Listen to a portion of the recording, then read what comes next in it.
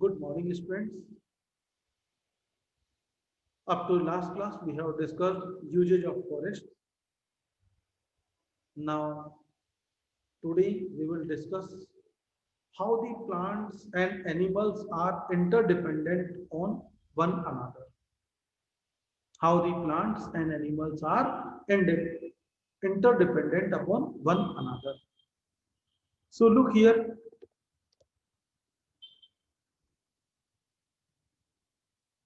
the native plants and animals of a forest develop in such a way that they flourish within a limit of the local needs, local resources. जो भी resources available हैं उन resources में available resources को ही वो इतने better way में use करते हैं कि the plants also flourish, animals also flourish. So the both of them, there is no exploitation.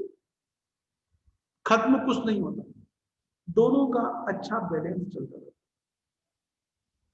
बच्चों, look an example. If if I have a garden land, you can say, in this land there is a grass. If I live, if I have the two kettles, four kettles, cow, buffalo, whatever it is, then I can meet my requirement from the ground, from my land. It will provide me the fodder in sufficient way, sufficient amount to feed my kettles. लेकिन क्या हो अगर इसमें से हमारे जो garden है उस गार्डन में अगर हम लोग 100 200 काउ बफेलो भी left then it will goes overgrazing. Overgrazing, destruction of the land, destruction of the grasses, destruction of the plants. It will destroy. Why? Because over exploitation. It will result into over exploitation. So the plants and animals that live in a forest, they counterbalance to one another. They put no load on the available resources like water, but also helpful in healthy way in and to enrich such kind of the resources. Like the soil cover, like the water, each forest represent a dynamic community. Dynamic community market underline dynamic community. What do you mean by dynamic community? It is not stable. जैसा आज है वैसा नहीं रहेगा. Plants, जो plants आज हैं, ये plants they will die after completing their life cycle. They will die after completing their life cycle. नए यहाँ पर आ जाएंगे. Animals जो आज हैं, they will die and replaced by another one, their sons, daughters. In this way, there is a dynamic balance. It's not a stable condition. ऐसा permanent condition, not stable, permanent condition. It's not a permanent. I am not permanent in this way. कभी छोटे, कभी हम लोग जब छोटे थे अब बड़े होते जा रहे हैं. एक क्लास में तो नहीं रहते ना. No doubt you are coming to school regularly, but you are not in same class. You are in, at a time you are in nursery, kg, pre, whatever it is, first, second, third, fourth. Right now you are in 7th class. In next year you come to school but not sit in the same class. There is change, always change, always change. So it is not stationary. It is dynamic.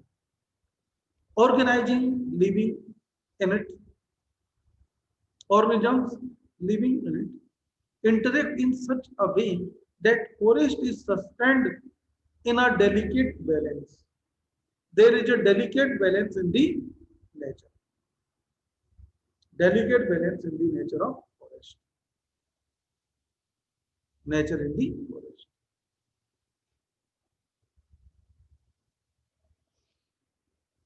In a forest community, plants, animals, and microorganisms live in a mutually dependent fashion.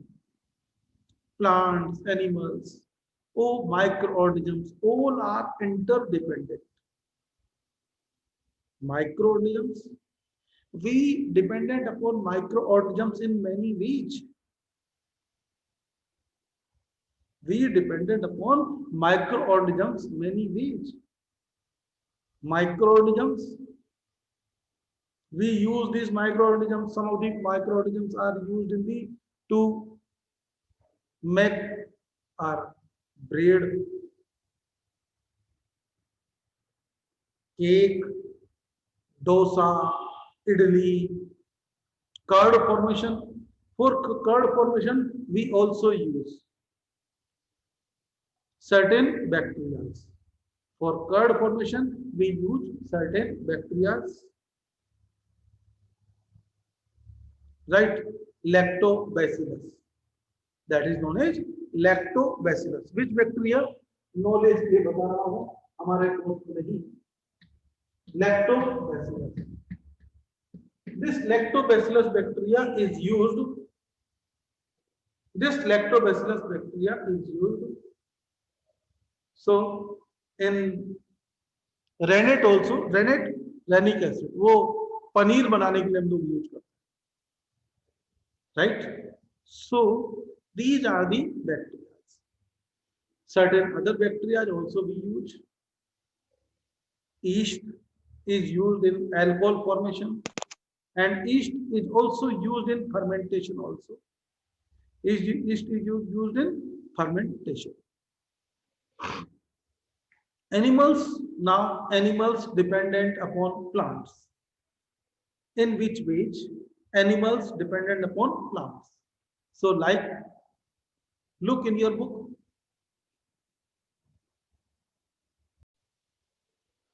Animals depended upon plants to get shelter and nest, living place. Many of the animals live on the canopy of the plants, trees of the plants, trees, their branches. They make their nest. Birds make their nest on the branches in canopy. Next one, we also depend upon the plants to build our houses, to making furniture. To get furniture. Next one, some of the animals depend upon the plants for food. A number of fruits, roots, tubers, you know well, obtained from the plants, vegetables, fruits, obtained from the plants. Birds eat fruits from the plants and eat insects. Attached to the attracted to the flowers of the plant. Animals and insects feed upon the nectar. Nectar, honeybees collect the nectar from the plant, flower, different kind of flowers. Visit different kind of flowers and collect the nectar. Natural diet obtained in forest support and maintain the intricate nutritional balance in the within the animal's body to keep us healthy. Now animals need pure air, oxygen to take breathe. Human and animals need oxygen for respiration. Oxygen is also provided by the plants as they take carbon dioxide. Plants take in carbon dioxide and release out oxygen during photosynthesis. In this way, there is a balance between the oxygen and carbon dioxide. Now, we are going to discuss How plants are dependent upon animals.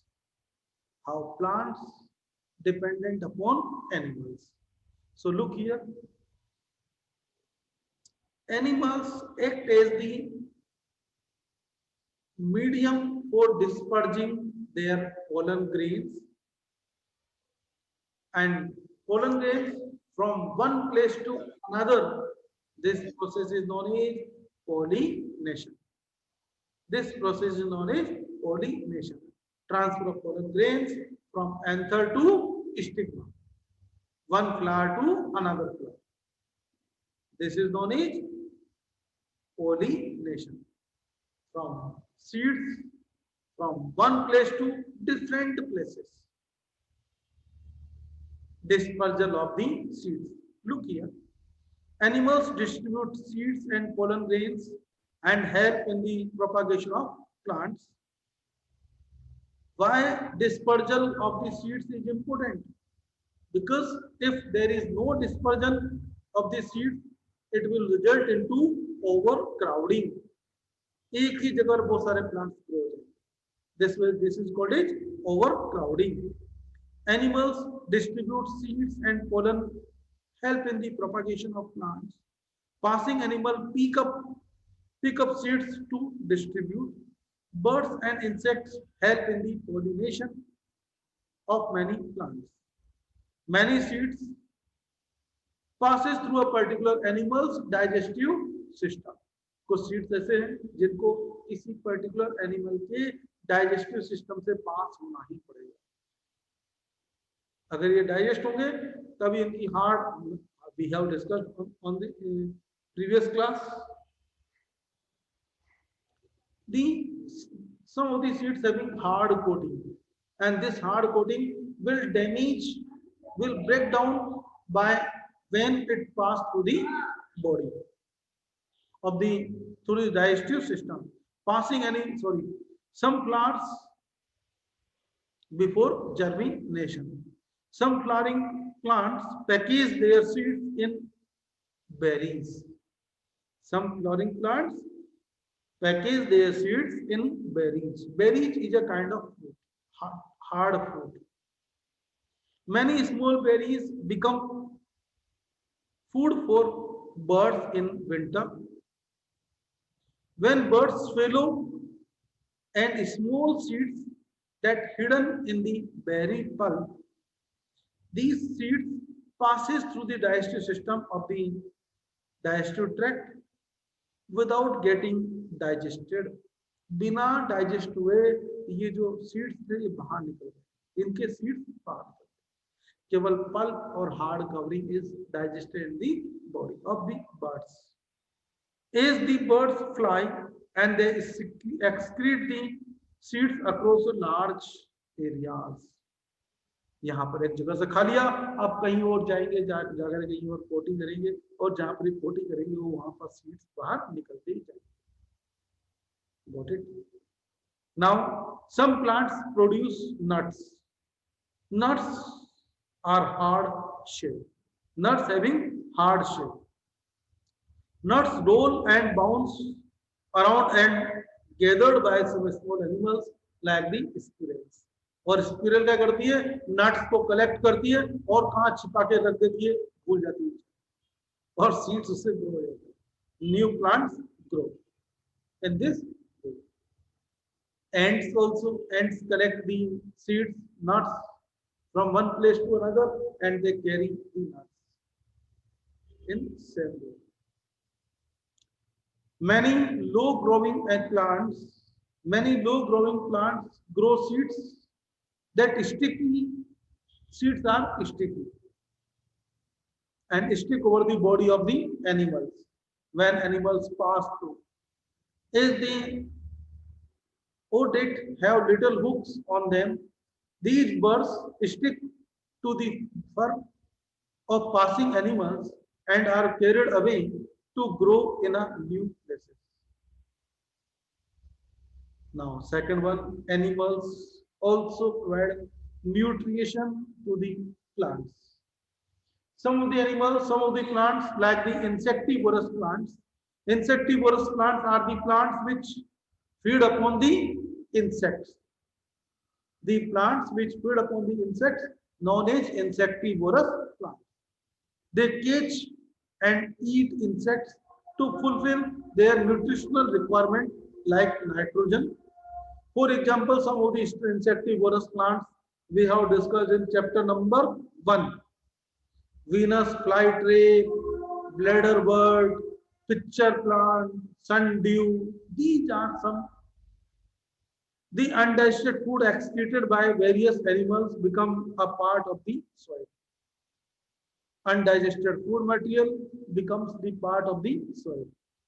बच्चों, cow dung and cow dung is a rich manure. These dung of different animals used as a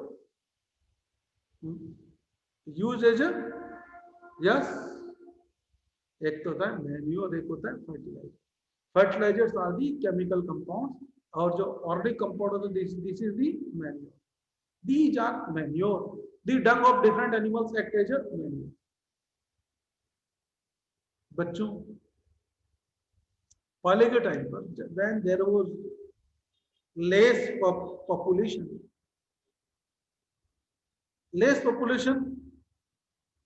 सब कुछ balance चलता है. But right now, overpopulation it creates a lot of problems.